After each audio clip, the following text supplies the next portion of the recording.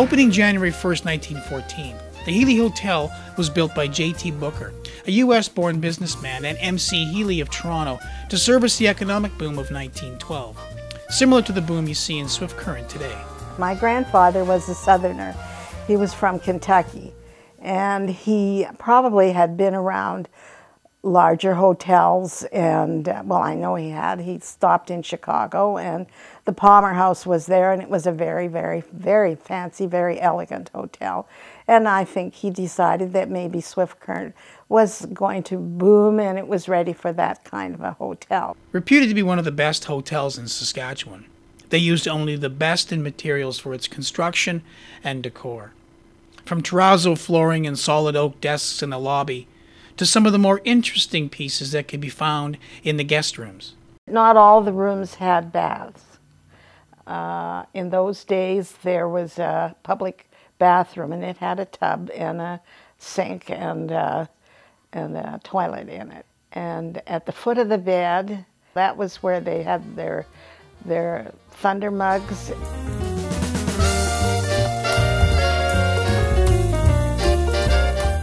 More than just a hotel housing elegant guests, it also housed the Booker family itself.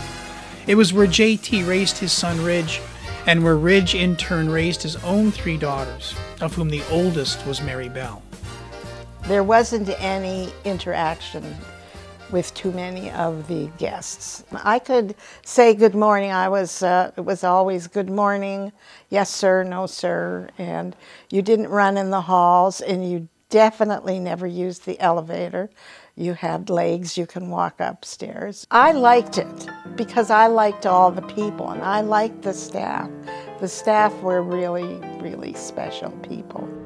Given her own guest room, right down the hall from her sister's, in an area of the hotel reserved for live-in staff members, Mary Bell ate her meals in the opulent formal dining room, served by staff dressed in black formal uniforms, and she was the envy of many of her schoolmates.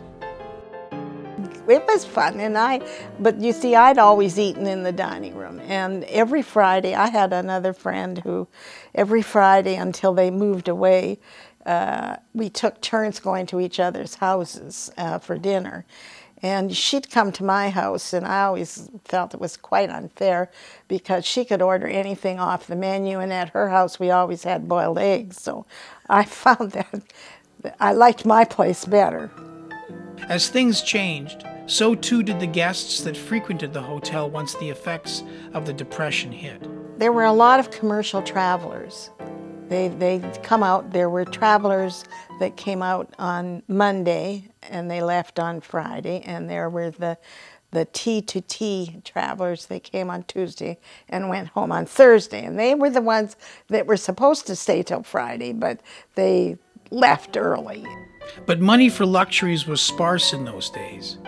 So while few Swift Current residents had the resources to dine in the hotel's expansive dining room, the hotel soon filled another niche in the city as the gathering place for a majority of the city's clubs and organizations. And we, of course, had all the meetings, many of the meetings, because we had the rooms.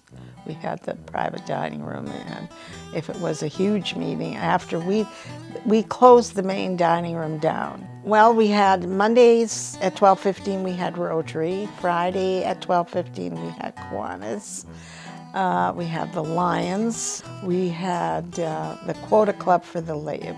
It was a women's organization.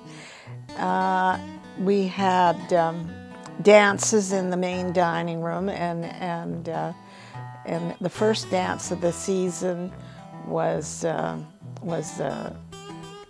Beta Sigma Phi dance.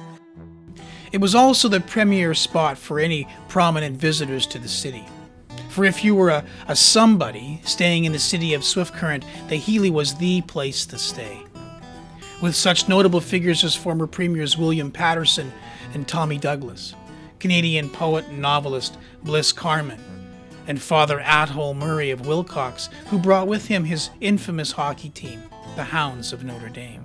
But when business for the Healy Hotel began to slow, it was the R.A.F. to the rescue. When the R.A.F. came, yes, it did change quite a few things, because these were young English men that were accustomed to going to pubs and were accustomed to going out to eat. And some of them were pretty raunchy, but most of them were very nice.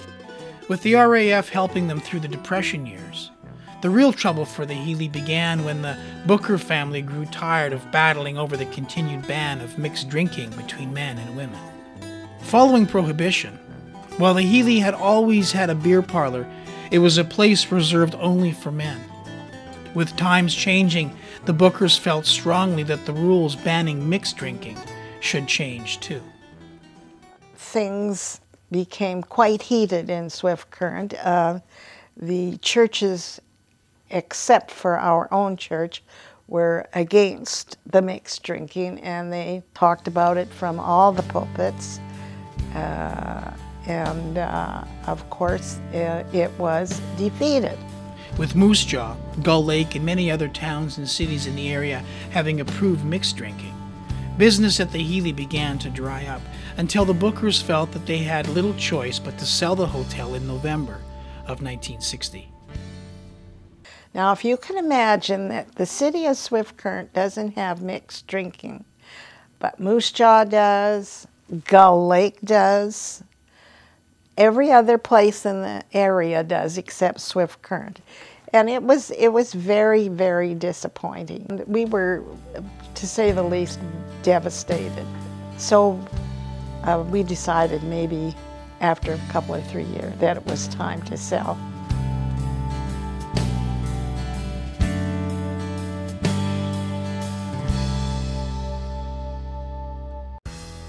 In the years following, a lack of care and diligence resulted in the hotel's deterioration, until the city of Swift Current became its reluctant owners. In 1989, the glory days of the Healy Hotel came to an abrupt and final end.